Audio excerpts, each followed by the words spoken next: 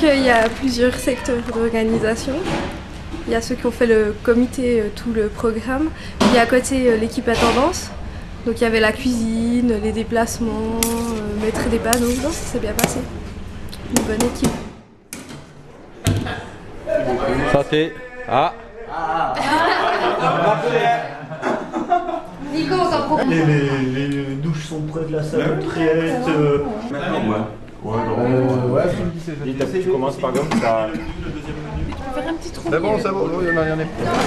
Le curé vit ces 2 jours de manière très heureuse, d'une part parce qu'il y a des jeunes qui sont présents, et puisque le thème c'est source d'espérance, je vois quand on regarde le visage des jeunes, c'est un très beau signe d'espérance, le printemps de la vie, et avec toutes ses potentialités, et je trouve que c'est quelque chose de beau et qui invite, comme on nous l'a dit aussi ce matin, à voir chacune et chacun comme un cadeau.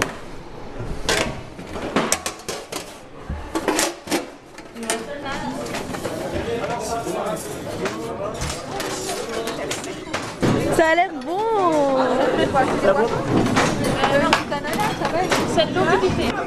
Je pense que le thème espérance tombait très bien pour cette JMJ. Parce que si aujourd'hui notre monde a besoin d'espérance, c'est bien la réalité. Pour moi, mon attente peut-être la plus grande, c'est peut-être un peu ce que j'ai essayé de partager ce matin dans la catéchèse à un moment précis, c'est-à-dire faire le lien entre la vie de la foi qui nous anime et la rencontre avec ceux avec lesquels déjà nous vivons dans notre quotidien. Je peux être triste et en même temps garder une foi solide. Même au contraire, je peux être triste, mais en même temps faire en sorte que cette foi vienne illuminer cette tristesse. On peut bien sûr voir cette rencontre au-delà encore, mais déjà là, vraiment où nous vivons. Parce que pour moi, j'ai quand même parfois un peu le sentiment qu'il y a toujours un peu comme une coupure entre ce que nous croyons, entre ce que nous célébrons et notre vie quotidienne. C'est une bonne ambiance, l'organisation est superbe, les jeunes sont là, sont présents, sont motivés, c'est génial.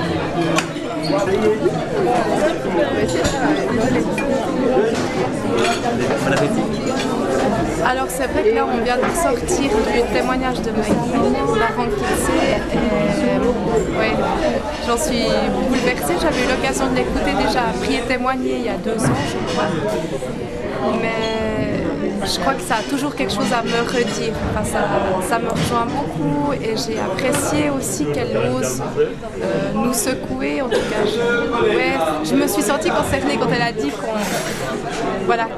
nous les Européens, on veut tout maîtriser, ça m'a beaucoup parlé en fait. La femme qui vient aujourd'hui n'est pas si extraordinaire que les livres l'écrivent. C'est une maman normale, une maman qui vient vous raconter son espérance. Une maman, c'est vrai, spéciale dans le sens que j'ai vu, c'est une maman pour 10 000 enfants.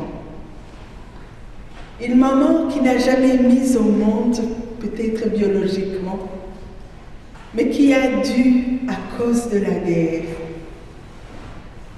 c'est une guerre que je voudrais peut-être, je ne viens pas vous raconter des atrocités, mais je viens vous raconter, comme disait Saint Paul, espérer contre toute espérance.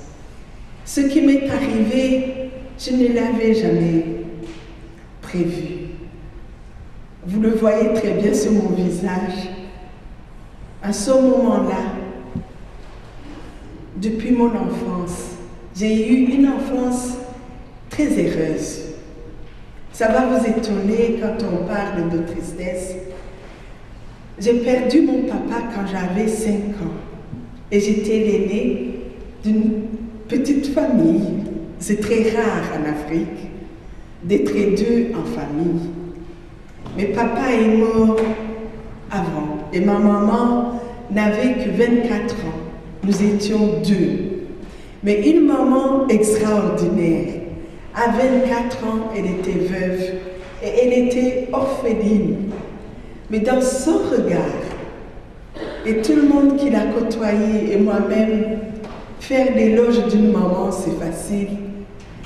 Mais ce qu'elle m'a apprise, c'est cela qui est resté.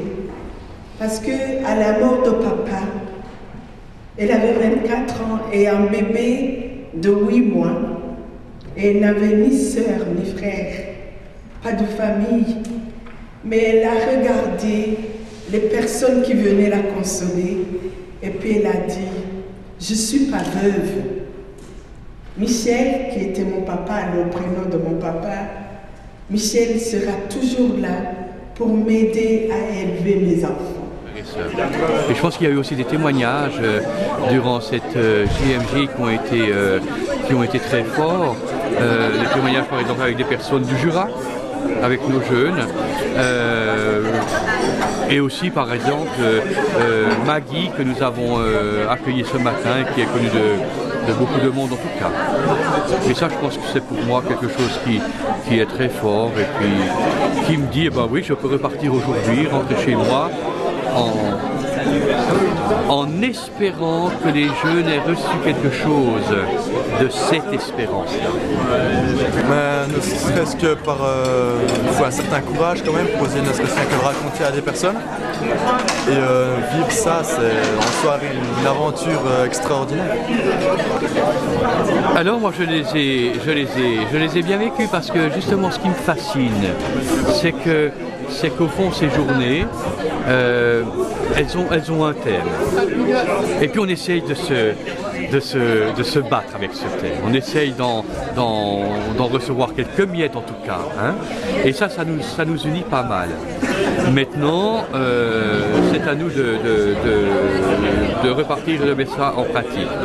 Comment je les ai vécus à Porrentruy? Alors moi je les ai vécus merveilleusement parce que j'ai trouvé que l'organisation qui a été faite pour accueillir les jeunes est vraiment merveilleuse. Et puis à cet endroit-ci, alors moi je veux vraiment remercier de tout cœur les animateurs en jeunesse du Jura.